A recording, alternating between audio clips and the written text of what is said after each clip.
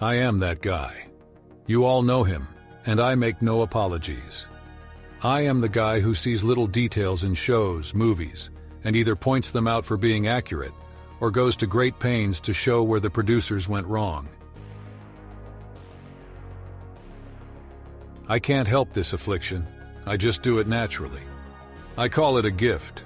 My wife Stephanie definitely calls it a curse, because there are times we cannot make it through a movie without 5, 6, 9, 10 stoppages.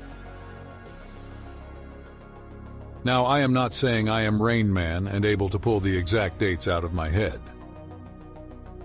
Instead, I get a feeling when I watch things, and research leads me to what caused the trigger.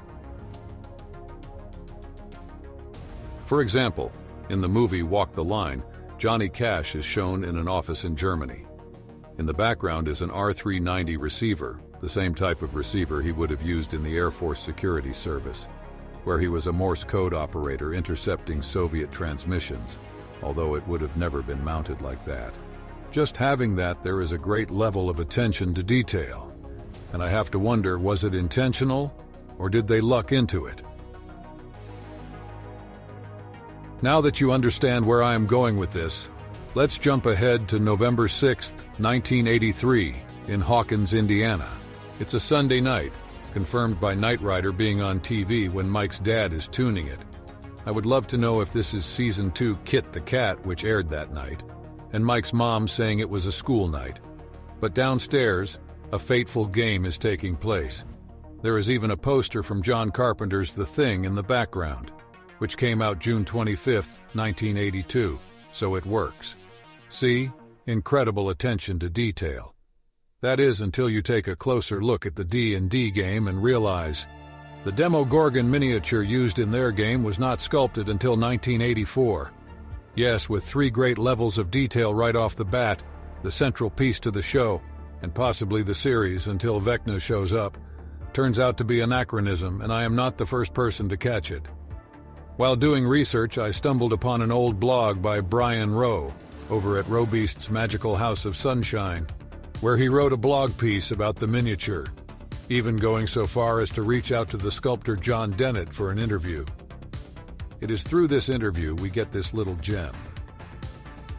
RB, how long had you been sculpting for Grenadier when you sculpted the Demogorgon? JD, I began working as a freelance sculptor for Grenadier models in 1982, and after a few months was offered a full-time position at the company sometime in the early autumn, as I recall. The Demogorgon was sculpted in 1984 and released within weeks of my completing it. That was pretty much the way things moved at the company.